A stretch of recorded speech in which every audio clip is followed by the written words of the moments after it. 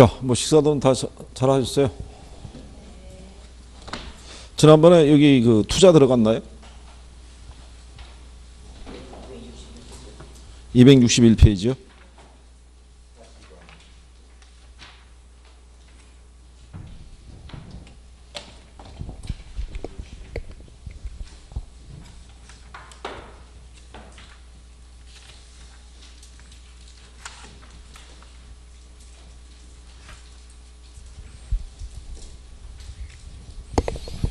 이 투자 이 분석 기법 들어갔을 때 지난번에 그 할인 기법하고 비할인 기법 있죠. 예, 그 종류만 구별해도 기본적인 거는 맞출 수 있다라고 얘기했었어요. 그죠? 할인 기법은 일단 종류 네 가지 말씀드렸죠. 순수 내현 그래서 순환가법, 수익성지수법, 내부 수익률법. 그래서 이제 네 가지를 우리가 얘기를 했고요.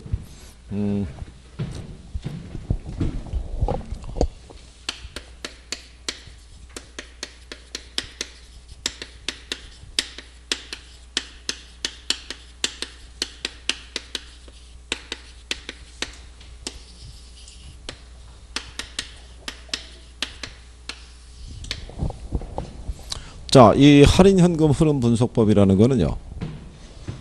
여기 있는 이 현금 흐름을 할인을 해서 내가 투자한 가치하고 이제 비교하는데 여기서 요게 세후 현금 흐름 기초예요. 그러니까 이제 뭐하고 비교하냐면요. 지분 투자하고 비교하는 거예요. 총 투자액이 아니라. 우리가 지난 시간에 얘기했지만 그 세전하고 세후는 무슨 투자액에 대한 대가라고 그랬냐면 지분 투자에 대한 대가라고 얘기한 거죠. 그러면 가령 예를 들어서 얘는 투자로부터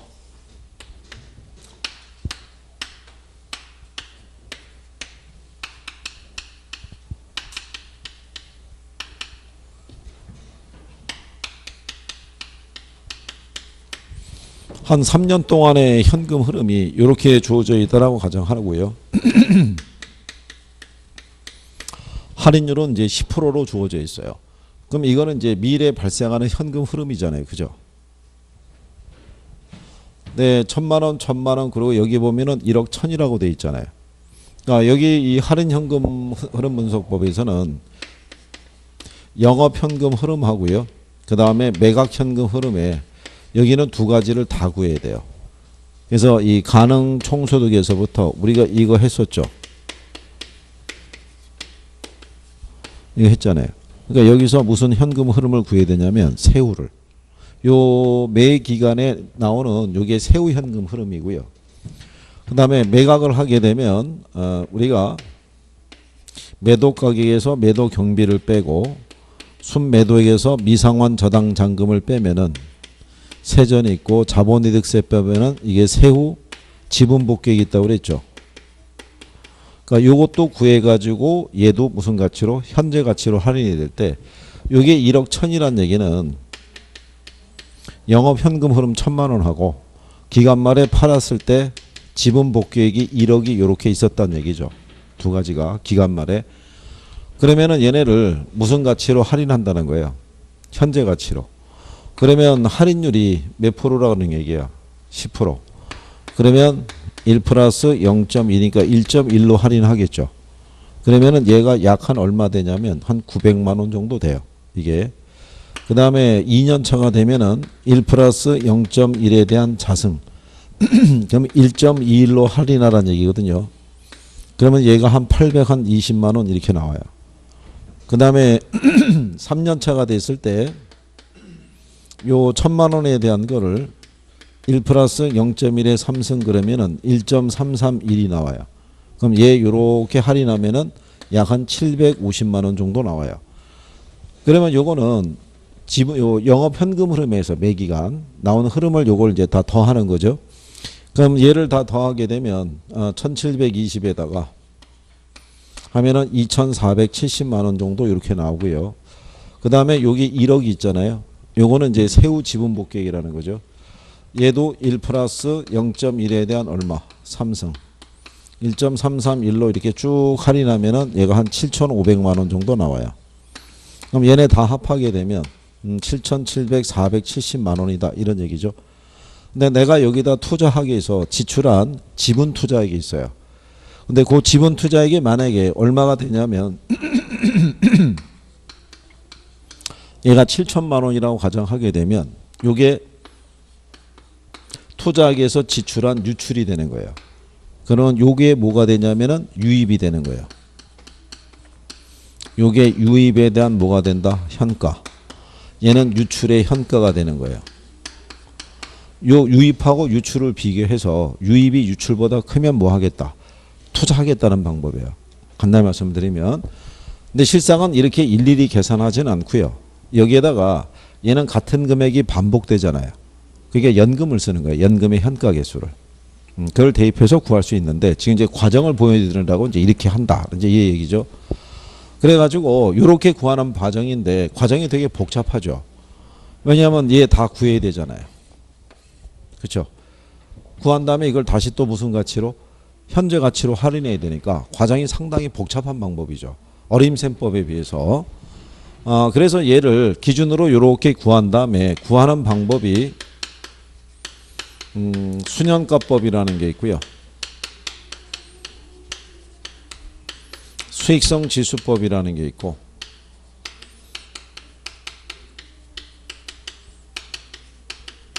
내부 수익률법이라고 있어요.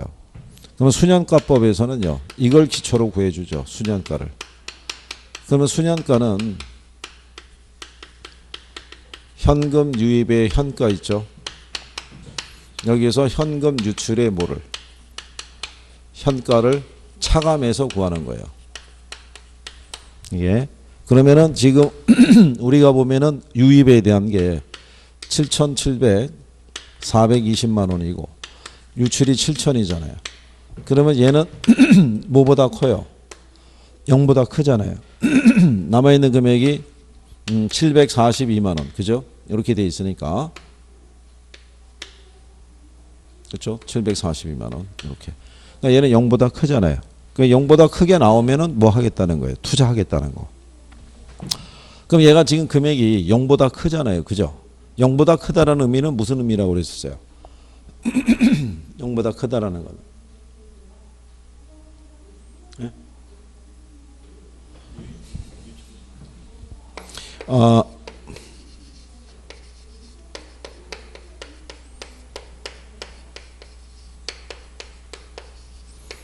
2천억을 투자했는데 100만 원의 수익을 올리는 사업이 있어요.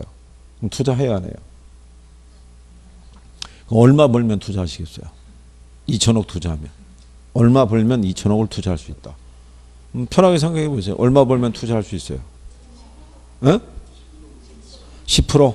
200억? 200억 벌면 투자할 수 있다는 얘기인가요? 그러면 여기 요 100만 원의 의미는 뭐냐면요. 여러분들이 2천억을 투자했을 때 최소한 요구하는 수익이 200억이라는 얘기잖아요. 그럼 200억의 수익은 충족이 되고 추가적인 이익이 100만 원이 더 들어왔다는 거예요. 그러니까 얘가 100만 원은 0보다 크다는 얘기는 투자자가 요구하는 수익률을 충족시켜주고도 남았다는 의미예요. 그러니까 우리는 위험을 감수하고 뭐 하겠다? 투자하겠다 이런 거예요. 무슨 말인지 이해하시겠나요? 네, 그 얘기인 거예요. 이게. 그래서 얘는 유입의 현가에서 뭐를 빼서 유출의 현가를 빼서 0보다 크면 그렇죠? 투자할 거고 0이면 무슨 얘기겠어요? 최소한 여러분들이 요구하는 수익은 충족이 됐다는 얘기예요. 0이라는 얘기는 그러니까 0보다 크거나 같으면 뭐 하겠다? 투자한다 이런 논리라는 거예요. 그럼 여기 있는 수익성 지수법에서는요.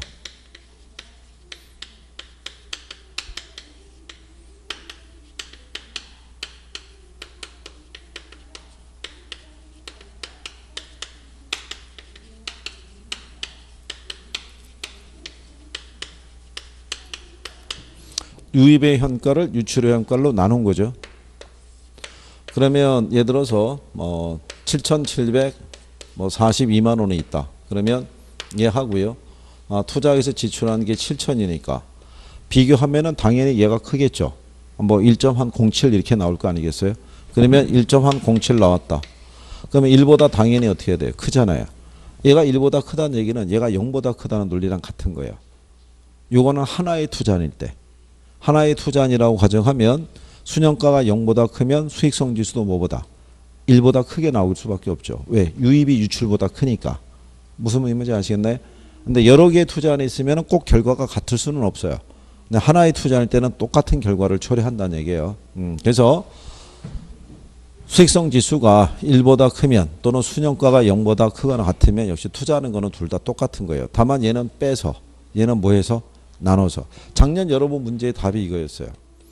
순현가란 유입의 현가에서 유출의 현가를 차감해서 구한 것이다. 그럼 그게 답이었어요. 네, 수익성 지수는 문제를 줬는데 이걸 뒤집어 준 거예요. 유입의 현가를 유출의 현가로 나눠서 계산해야 되는데 유출의 현가를 유입의 현가로 나눠서 구한다고 이걸 뒤집어 준 거예요. 표현 자체를. 그거예요. 이렇게 해서. 네. 그 다음에 여기 있는 내부 수익률법에서는요.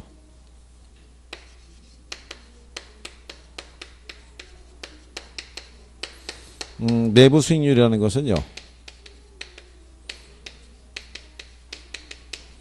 현금 유입의 현가하고요.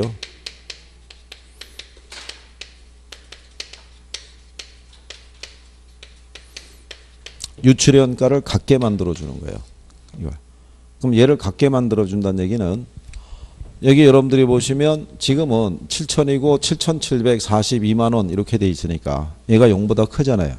근데 두 개를 같게 해준다는 얘기는 얘가 7천일 때 얘도 7천이란 얘기죠. 같아진다는 얘기는. 그럼 7천에서 7천을 빼면은 남는 게 0이겠죠. 그럼 얘도 똑같은 논리로 7천분의 7천이라는 얘기는 1이잖아요. 그러니까 둘을 같게 해주는 거니까. 그러니까 얘는 순현가를 0으로 만들어주고요. 수익성 지수를 1로 만들어주는 할인율이라고 할 수 있어요. 요거라도 이렇게 기억을 해주시면 시험에 잘 써요. 그러니까 순현가를 뭐로?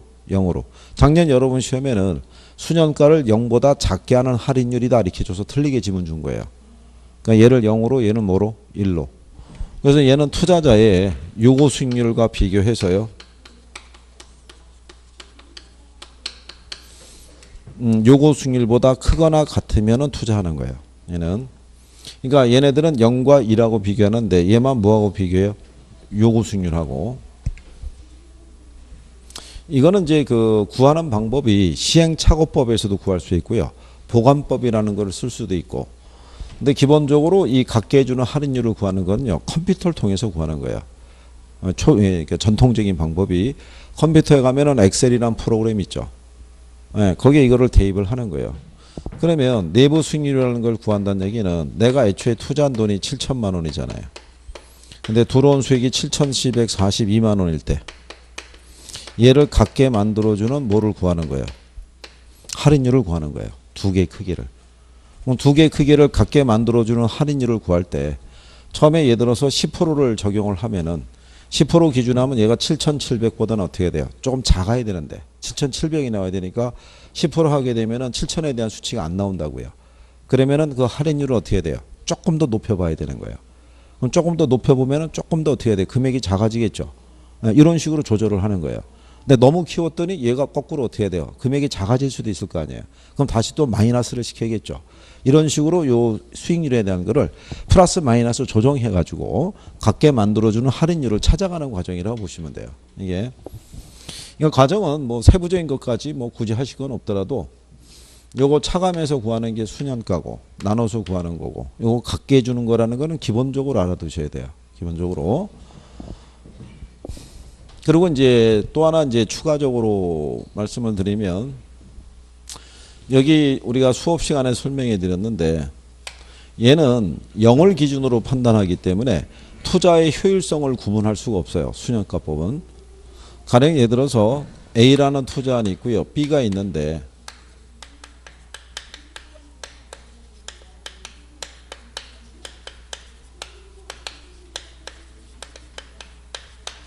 유입이 101억이고요. 유출이 100억이에요. 그러면 남는 게 1억이죠. 0보다 크잖아요. 그럼 투자할 수 있겠죠. 근데 얘는 유입이 11억이고요. 유출이 10억이에요. 역시 0보다 크잖아요. 그럼 둘 다 타당성이 있잖아요. 순영가법에 의하면. 0보다 크면 타당성이 있으니까. 근데 10억을 투자해서 1억 번 거 하고요. 100억을 투자해서 1억을 번 거는 투자 규모의 효율성 정면에서 보면은 이건 단순 비교가 안 되잖아요. 그렇잖아요. 이거를 이 방법에서는 구별할 수가 없어요. 얘는 0을 기준으로 판단하니까. 그러니까 그거를 해결해 줄 수 있는 게 수익성 지수법이에요. 이게. 그러니까 수익성 지수법을 대입을 하면요. 얘가 101억이고 얘가 100억이잖아요. 나누면은 1.01 나오고요. 얘는 10억이고 얘가 11억일 때 그럼 1.1이 나오죠. 그러면 수익성 지수의 크기가 틀리잖아요. 그러니까 투자 규모의 효율성을 구별할 수 있죠. 초기 투자 금액이 작을수록 수익성 지수가 커지죠. 그렇죠? 네, 그래서 예로는 그 투자의 효율성을 판단할 수는 없어요. 네, 그 투자 규모의 효율성을 판단하기 위해서 만들어낸 게 수익성 지수법이라고 보시면 돼요. 무슨 말인지 하시겠나요? 네. 그래서 이제 그 내용 정도고요. 그 다음에 여기 있는 내부 수익률법 하고요. 그 다음에 저기 있는 순형가법을 비교하면은 이론적으로는 순형가법이 더 우월해요. 뭐가 더 우월하다? 순형가법이. 그런 시험 지문상에서 잘 나와요. 가장 최근에 나온 게 재투자율을 가지고도 물어본 적이 있어요. 재투자율. 자, 그러면 순형가법이 내부 수익률법보다 우월해요. 우월한 이유가 재투자율 문제가 있고요. 부의 극대화 문제가 있고, 그 다음에 복수의 내부 수익률,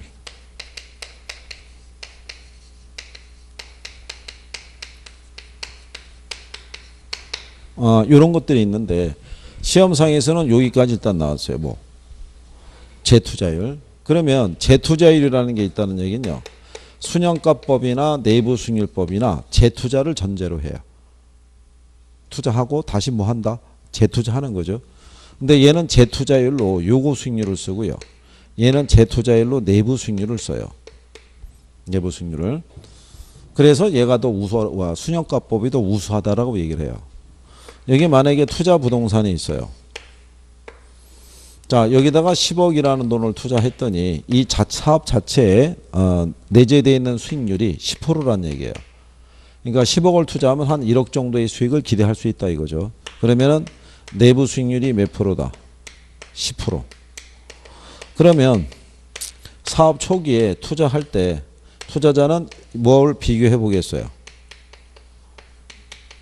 요구 수익률하고 비교해 볼 거 아니에요. 근데 요구 수익률보다는 내부 수익률이 컸어요. 그 투자했겠죠. 그렇잖아요. 내부 수익률보다 크면 투자하니까. 내부 수익률의 또 다른 표현이 기대 수익률이에요. 네. 자, 그러면 1년 후에 재투자 여부를 결정할 거 아니에요. 그죠? 네. 근데 1년 후에도 수익은 그대로 1억이에요. 그럼 내부 수익률이 몇 프로겠어요? 10%. 그러면 이 내부 수익률법은 그냥 이걸 가지고 재투자율로 쓰라는 얘기예요. 근데 투자자의 요구 수익률이라는 거는 위험의 크기에 따라 틀려지죠. 근데 매기간 위험은 똑같을 수 없잖아요. 1년 후에 위험이 더 커지게 되면 요구 수익률이 11%로 이렇게 커질 수 있겠죠. 그러면 투자자가 요구하는 수익률보다 내부 수익률이 작잖아요. 그러면은 재투자율로 요구 수익률을 쓰는 순형가법에서는 이 사업이 타당성이 없다고 보고 투자를 안 해요. 근데 내부 수익률법은 이거랑 관계없이 내부 수익률을 기준으로 재투자라고 그랬으니까 이 차이가 규명이 안 된다고요. 무슨 말인지 아시겠나요? 그래서 모순이잖아요. 내부 수익률이 지금 요구 수익률보다 작잖아요. 작으면 투자를 안 해야 되는데 그거랑 관계없이 이걸로 재투자를 쓰라고 그러니까 합리적인 판단을 못 한다는 얘기죠. 그러니까 이론적으로 보면은 뭐가 더 우월하다고 얘기를 해요. 순형가법이 더 우월하다고 얘기를 해요. 그래서 이제 그런 정도 기본적으로. 자, 그래서 거기 42번 문제 보시면요. 거기 부동산 투자 타당성 평가에 관한 설명으로 틀린 거를 물어봤어요. 자, 2번 지문에 보시면요. 내부 수익률이란 투자로부터 기대되는 유입의 현재 가치와 유출의 현재 가치를 같게 하는 할인율이라고 할 수 있죠. 그 다음에 수년가는 화폐 시간적 가치를 고려하고요. 수년가가 0보다 작으면 투자 타당성이 없다고 할 수 있겠죠. 0보다 커야 될 거 아니에요. 그죠? 근데 수익성 지수는 화폐 시간 가치를 고려하지 않는다 그랬으니까 틀렸다는 얘기죠. 이거는 뭐 이제 간단하게 준 거고요. 그 다음에 이제 그 43번에 가시면 자, 거기 5번 지문에 이렇게 나오죠. 내부 수익률법은 내부 수익률을 투자자의 뭐하고 비교해서 요구 수익률과 비교해서 투자 의사결정을 하는 방법이다. 이렇게 얘기를 하죠. 부채 감당률은 이제 오전 수업에도 나왔지만 부채 서비스액을 투자에서 창출되는 순영업소득으로 어느 정도 충당할 수 있는지를 측정하는 지표다. 이렇게 얘기를 해요. 근데 1번 지문에 보면 여러 투자안의 투자 우선순위를 결정할 때 순현재가치법과 내부순위법 중에 어느 방법을 적용하더라도 투자의 우선순위는 달라지지 않는다. 이렇게 돼 있죠. 예, 그럼 이건 틀리다는 얘기예요. 투자의 우선순위가 서로 달라요. 왜 다르냐면 순현가법은 순현가의 크기를 기준으로 판단해요. 근데 내부순위법은 내부순위의 크기를 기준으로 판단해요. 그러니까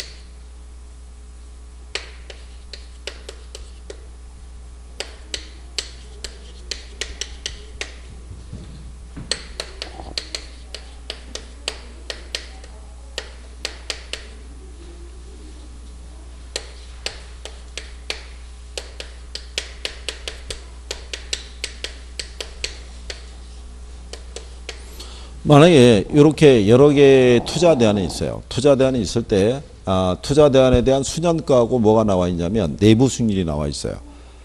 그러면 이 상태에서 투자의 우선순위를 정하잖아요. 그죠? 그러면 순현가법으로 투자의 우선순위를 정하면 순현가법은 순현가의 크기를 기준으로 판단할 거 아니에요. 그러면은 얘는 C가 제일 크잖아요. 순현가가. 그럼 얘는 C가 되겠죠. 그 다음에 뭐가? A, D, B. 이 순서로 갈 거 아니에요. 근데 내부 수익률법은 내부 수익률을 기준할 거 아니에요. 그럼 제일 큰 애가 얘잖아요. B. 그 다음에 A가 크잖아요. 그죠? 그 다음에 D, C 이렇게 갈 거 아니에요.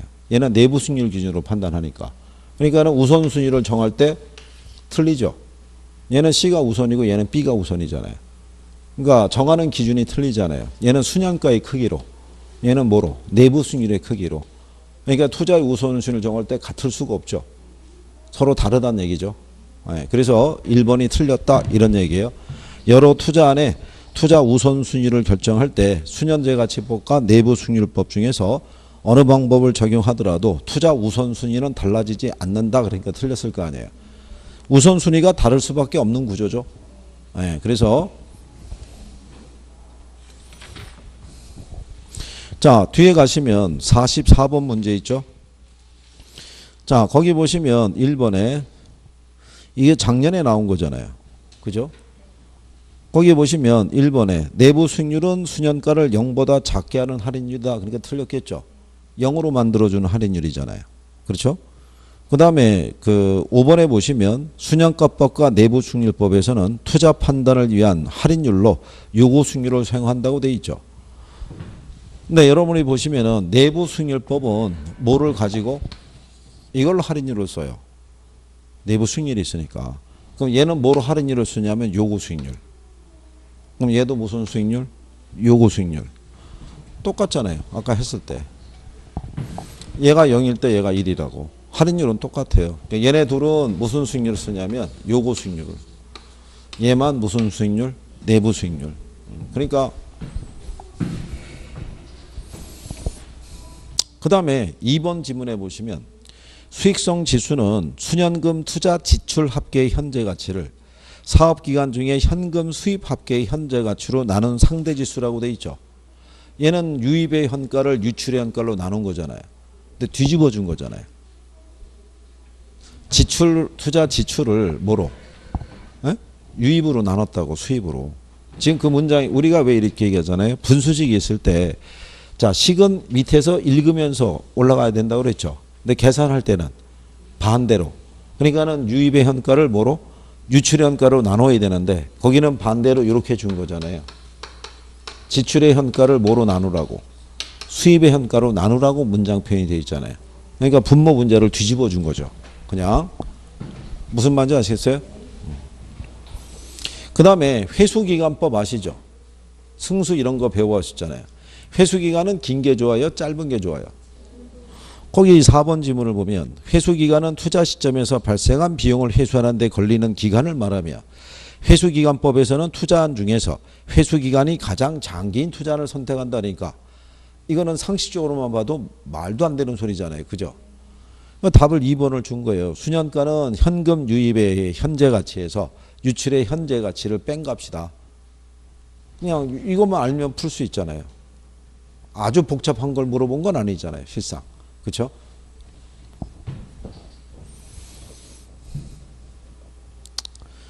자, 그래서 이제 그런 부분이고요. 45번에 가시게 되면 2번 지문을 보시면 투자 규모의 차이가 있는 상호 배타적인 투자안의 경우 있죠.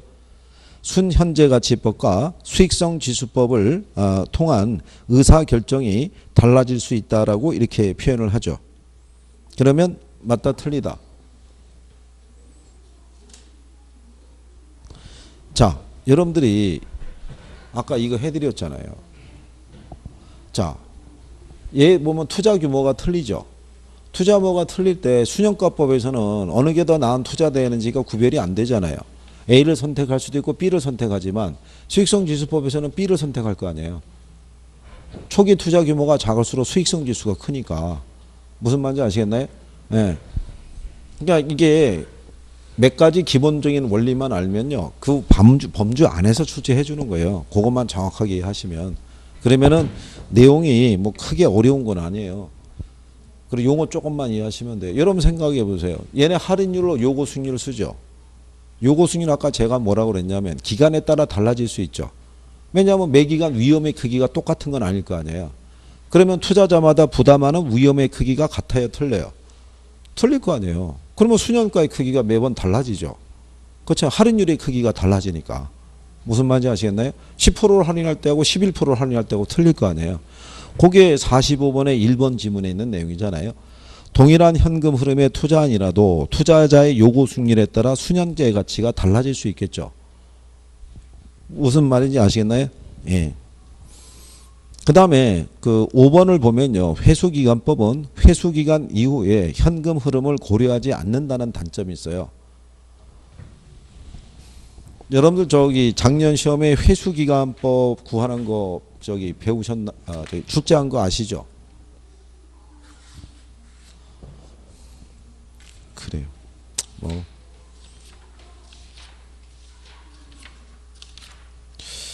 혹시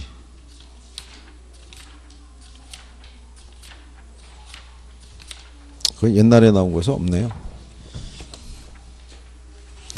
자, 뭐 이렇게 또 해보면 되죠. 근데 이거 문제는 풀어보고 들어오신 거죠? 네? 이거 풀어갖고 들어오셔야지 이거 나름대로 효과가 있지. 여기 오셔서 지금 막 같이 하면서 푸시면은 되게 이거 또 힘드세요. 자, 설명을 해드리면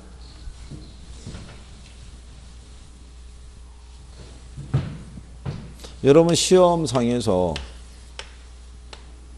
뭐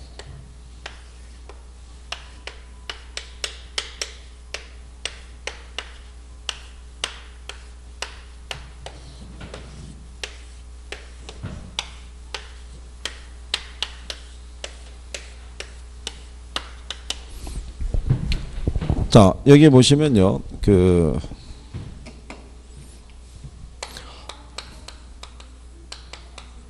얘도 500만 원 지출이 됐고요. 얘도 500만 원 지출이 됐어요. 근데 1년 차 때 100만 원 들어오고요. 2년 차 때 200만 원 들어오고요. 3년 차 때 200만 원 들어왔어요. 그리고 50만 원, 그 다음에 150만 원 이렇게. 얘는 첫 해 때는 들어온 게 없고요. 2년 차 때 예를 들어서 100만 원 들어오고요. 3년 차 때 예를 들어서 200만 원 들어오고요. 그렇죠? 그 다음에 요때 500만 원 들어오고 이때에서 1000만 원 들어와요. 그럼 여러분들이 보시면 500만 원을 지출해서 A안이 있죠. 얘는 3년이면은 투자한 돈이 다 회수가 되죠. 근데 얘는 3년이 돼도 회수가 안 되죠. 근데 3년 이후에 현금 흐름을 보면은 규모가 작잖아요. 근데 얘가 훨씬 크잖아요. 이건 무시하는 거예요. 그냥 자기가 목표로 한 가장 회수 기간이 짧은 투자안이 제일이다 이거예요. 무슨 말인지 아시겠죠? 그러니까 회수기간, 단순 회수기간법의 단점인 거예요. 자기가 목표로 하는 회수기간보다 짧은 기간 내에 회수만 될 수 있으면 되지. 그 이후에 나오는 현금 흐름은 전혀 고려하지 않는 거예요. 무슨 말인지 아시겠나요? 그 내용이에요.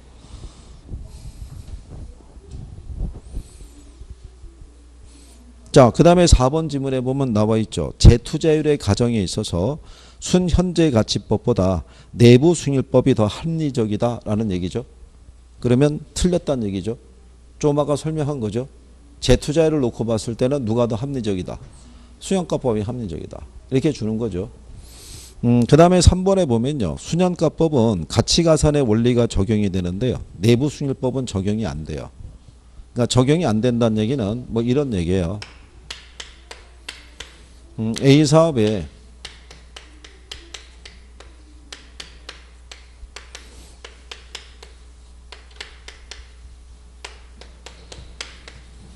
A사업의 유입의 현가가 1100이고 유출의 현가가 1000이에요. 그럼 남는 순현가가 100이잖아요. 그 다음에 B도 1100이고 이게 1000이라고 똑같다고 가정하면 순현가가 얼마예요? 100만 원이죠. 그러면 A와 B를 더하면 순현가가 200일 거 아니에요. 무슨 말인지 아시겠나요? 근데 수익률을 계산하면 틀리다는 얘기죠. 1000만 원 투자해서 100만 원 나오면 이게 몇 프로예요? 10%죠. 그럼 똑같이 1000만 원에서 100만 원 나오면 몇 프로예요? 10%잖아요. 그럼 두 개를 더했다고 생각해 보세요. 그러면 2천만 원을 투자해서 200만 원 나왔다는 얘기잖아요. 그러면 역시 또 10% 아니에요. 그러니까 내부 수익률은 수익률을 기준하기 때문에 가치가산 원리가 성립이 안 돼요. A 플러스 B의 논리가 안 나온다고요. 근데 순현가는 나오잖아요. 금액이니까. 그렇죠? 그래서 순현가법은 가치가산 원리가 성립이 되는데 내부 수익률법은 성립이 안 돼요. 수익률 기준하니까. 이거 한 번 나오고 안 나온 거예요. 가치가산 원리는 재무관리 쪽에 있는 건데 그냥 한 번 또 출제자가 4번을 밑에다 깔아놓고요. 3번이 또 무슨 말인지 학생들이 고민했을 거 아니에요. 들어보지를 않았다 뭐 이런 식으로. 들어보지 않는 게 아니라 이제 이론할 때 이제 선생들이 심화하면 이제 추가로 얘기를 하죠. 그래서 이제 이렇게 주는 거예요, 답은. 근데 여러분들 지금 해봤지만 몇 개 용어나 요것이 어려운 게 아니라 기출 지문 나온 거 몇 가지를 보면은 나오는 거는 다 그 범주 안에서 나오는 거예요. 그러니까 아주 어려운 건 아닌데, 근데 학생분들은 여기 싫어해요. 여기. 일단은 딱 봐서 뭔가 제목이 수상하면 거기부터 애들이 싫어해요. 그러니까 애들이 알고 보면 애들이 괜찮은 애들인데 일단 딱 생긴 것만 보고 아유 쟤는 아니야 뭐 이렇게 한다고요. 그러고 난 다음에 나중에 해보면은 또 의외로 간단하거든요. 예. 그러면 이제 그때부터는 또 좋아하시죠. 자, 46번에 가시면 부동산 투자 분석 기법 중에서 할인 현금 흐름 분석법에 관한 설명으로 틀린 거 물어봤죠. 그러면 제목대로잖아요. 1번 지문에 보시면 장래 예상되는 수익과 지출을 현재 가치로 할인해서 분석하는 방법이죠. 그 다음에 거기 보시게 되면은 장래 현금 흐름의 예측은 대상 부동산의 과거 및 현재 거래와 비교 부동산의 시장 자료를 토대로 여러 가지 이제 미래 예측 기법을 사용해서 이루어지더라. 근데 현금 흐름 추계에는 부동산 운영으로 인한 영업소득뿐만 아니라 처분 시의 지분 복귀액도 포함된다고 돼 있죠. 그럼 아까 제가 여러분들에게 뭐라고 그랬냐면 이거 계산할 때는 영업상에서 매각할 때 두 가지 흐름을 다 계산해야 된다고 그랬었죠. 그 두 가지를 다 포함한다는 거예요. 그래서 이게 방법이 할인 기법이 어렵다는 거는 저 흐름을 다 구해야 된다는 얘기고요. 어림셈법은 이거는 안 구해도 돼요. 영업 현금 흐름 하나만 갖고 구하는 방법이에요. 그렇기 때문에 어림셈법이 훨씬 간편한 방법인 거예요. 그 다음에 순현가법, 내부수익률법, 수익성 지수법 등은 현금 흐름을 할인해서 투자 분석을 하는 방법이죠. 예, 할인 기법이잖아요. 할인현금 수지분석법 안에 순현가법, 수익성지수법, 내부순위법이 있죠. 전부 현가잖아요. 다 무슨 가치로? 현재 가치로 할인해서 구하는 방법인데 5번 지문에 보면 할인현금 흐름분석법에서 사용하는 요구수익률이 있죠. 세후수익률. 얘는 맞아요. 세후수익률이라는 건. 근데 종합자본 환원율 및 지분배당률이 있다고 있죠. 이건 어디 있는 거예요? 이건 재무비율에 있잖아요.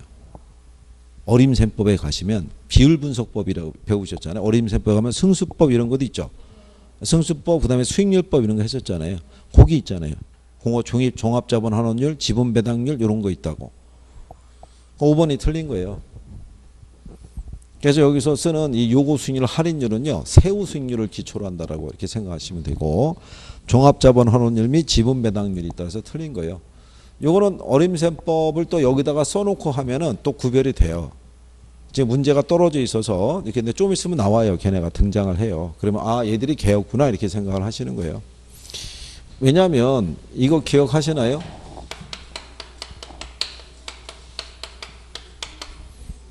순소득 승수? 얘 역수가 뭐예요?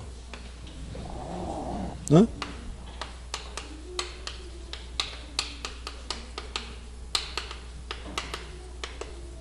얘하고 역수잖아요. 그러니까 자본환원율이 여기 있다고요. 어림셈법에. 응? 여기 세전현금 흐름 승수라고 있죠. 얘하고의 역수 혹시 기억하시나요? 그게 지분배당률. 얘들은 여기 있잖아요.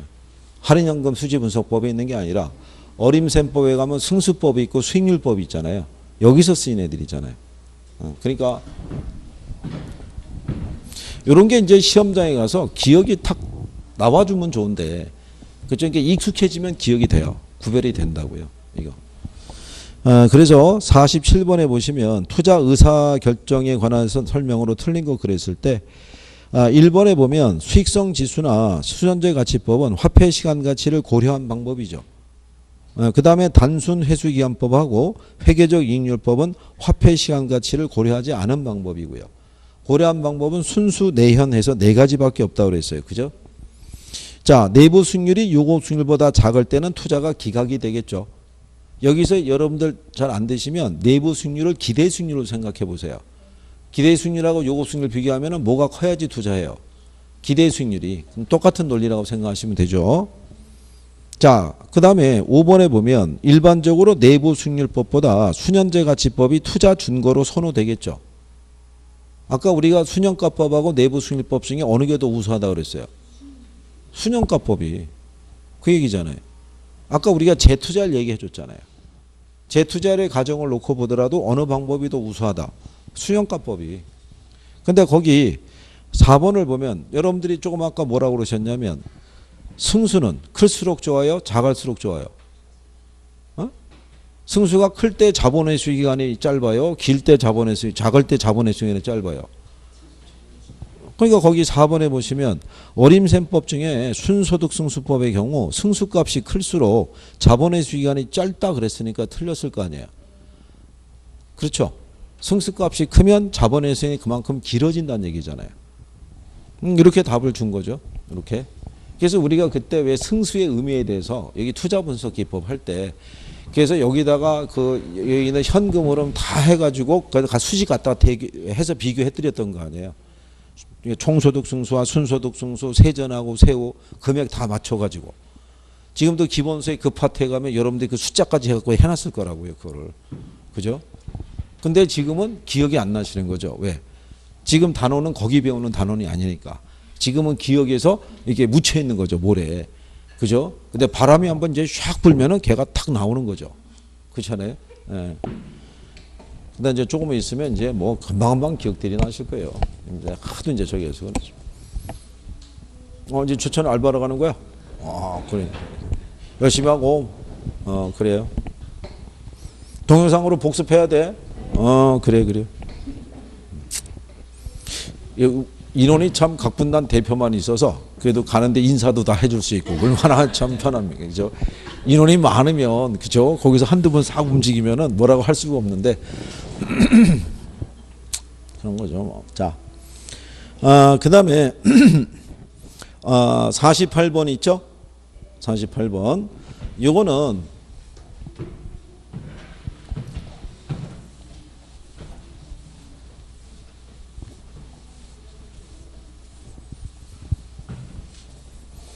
지난번에 요거 한 거 기억하시나요? 여기 있는 얘네들 세 개 있죠. 얘네들 세 개는 총투자액. 얘네 둘은 이것만 알면 풀 수 있는 문제예요. 저거 왜 그래서 해드리냐면, 자 거기 보시면 1번의 총소득 승수는 총투자액을 세후 현금 흐름으로 나눈 값이라고 돼 있죠. 세후는 지분 투자액이에요. 총투자액이 아니라. 그렇잖아요. 세전하고 세후가 들어가면 지분 투자액하고 서로 엮여야 돼요. 그 다음에 3번을 보면 순소득 승수는 지분 투자액을 순영업소득으로 나눈 값이라고 그랬죠. 지분 투자액 그러면 세전하고 세후만 나와야 돼요. 순영업소득 나오니까 틀린 거예요. 4번을 보면 세후 현금 흐름 승수라고 돼 있죠. 그러면 세전 세후는 지분 투자액이 되는데 총 투자액이라고 그랬잖아요. 그거 틀렸을 거고. 5번을 가시면 지분 투자 수익률인데 순영업소득이라고 그랬잖아요. 이거는 세전 이런 게 들어와야 되는데. 그래서 답이 2번인 거예요. 세전 현금 흐름 승수는 지분 투자액을 세전 현금 흐름으로 나눈 값이라고 그렇게 돼 있죠. 그게 충족되는 건 2번밖에 없잖아요. 그러니까 이거는 출제한 양반들이 이거 알고 있느냐. 간단하게. 이걸 알고 있으면 풀 것이고, 그죠? 그렇지 않으면 이게 산식이 맞나 틀리냐를 일일이 대줘야, 이거 언제 할 게 있어요. 그죠? 자, 그래서 그런 내용을 구별하시면 되고, 그 다음에 이제 작년 여러분 시험에 얘가 이제 나왔던 거죠.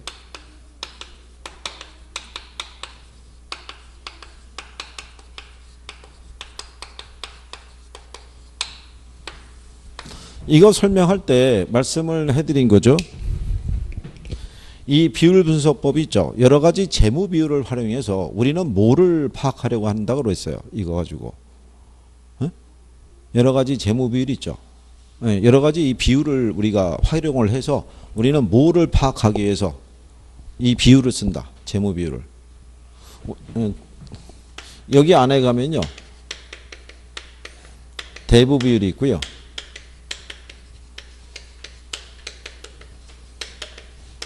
부채 감당률이 있고요.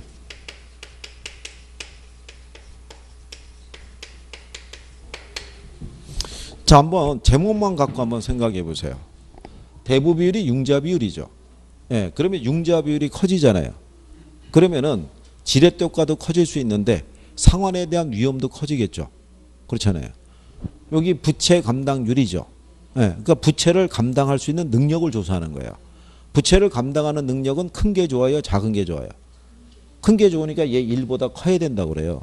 1보다 작으면 융자를 채무를 감당할 수 있는 능력이 부족한 거죠. 네, 그럼 채무 불이행의 가능성이 생길 거 아니에요. 그럼 얘는 제목이 채무 불이행률이잖아요. 채무 불이행의 가능성은 큰 게 좋아요, 작은 게 좋아요? 작은 게 좋죠. 1보다 작은 수치가 나와야 돼요. 1보다 크게 나오면 채무 불이행 가능성이 크다는 얘기라고요. 그러니까 위험의 정도를 측정하는 거예요. 여러 가지 비율을 가지고. 무슨 말인지 아시겠나요? 그래서 거기 그 49번에 가시면 1번 지문이 있죠. 채무 불이행률은 유효 총소득이 영업 경비와 부채 서비스액을 감당할 수 있는 능력이 있는지를 측정하는 비율이다 이거죠. 그거를 감당할 수 있으면 채무 불이행의 가능성이 적은 것이고, 그걸 감당할 수 없으면 채무 불이행의 가능성이 크다고 할 수가 있겠죠. 그래서 일명 손익분기점률이라고도 얘기를 해요. 그 다음에 대부 비율 나오죠. 부동산 가치에 대한 융자액의 비율을 가리키며 대부 비율을 저당 비율이라고도 얘기를 해요. 저당 비율, 융자 비율 다 같은 편이겠죠. 근데 3번에 가면 부채 비율은 부채에 대한 지분의 비율이며 대부 비율이 50%일 때 부채 비율이 100%가 된다고 돼 있죠. 이걸 틀리게 해준 거죠. 그죠? 자, 저희가 수업 시간에 이렇게 해드린 거죠.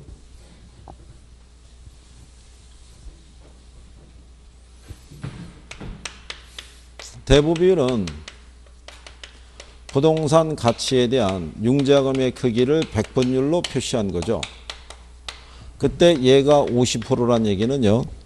전체 만약에 부동산의 가치가 1억이라 그러면 융자금이 5천이란 얘기잖아요. 그죠? 1억에 5천이면 빌린 돈의 비율이 50%잖아요. 그러면 부채 비율이 있잖아요.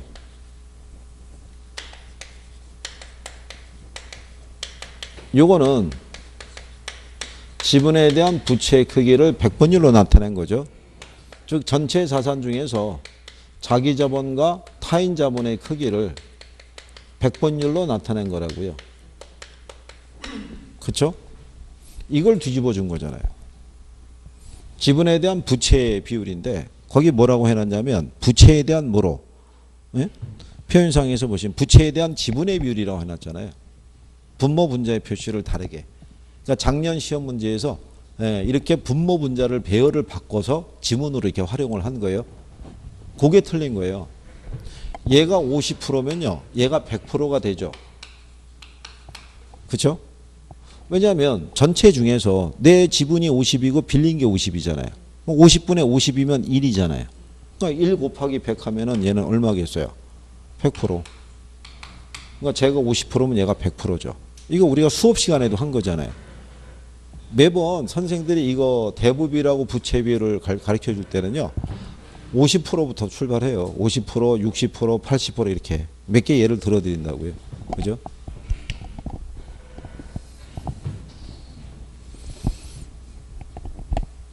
그래서 뭐 이런 얘기죠.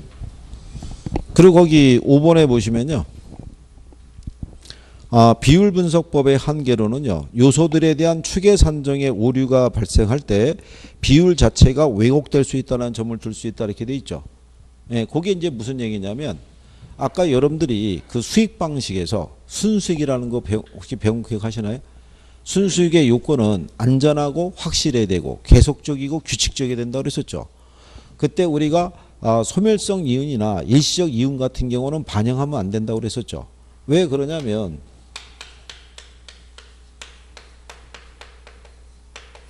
얘는 그 순수익을 환원이율로 뭐 해서 환원해서 이 수익 가격을 구하는데 얘는 요거하고 비례라고 그랬잖아요. 예, 그러니까 원래는 거기 일시적인 이윤이나 소멸성 이윤을 반영하지 않았으면 얘가 1,000만 원이었던 거예요. 그럼 할인율이 만약에 10%였으면 얘가 1억이었을 거 아니에요. 근데 여기서 일시적인 이윤도 포함을 시킨 거예요. 200만 원을. 그러면 요 수익이 1,200이 되겠죠. 그럼 0.1 할인하면 얘가 1억 2천이 되죠. 그러면은 얘가 1억 2천이면 그죠? 1억일 때는 50%면은 5천 대출 받을 수 있는데 1억 2천이면 얼마? 6천만 원까지 대출 받을 수 있잖아요. 그러면 이 비율 자체가 왜곡된 비율이 나올 수 있어요, 없어요? 그럴 수 있다는 거죠. 그래서 그런 게 이 비율 분석법의 단점이라고 얘기를 해줘요.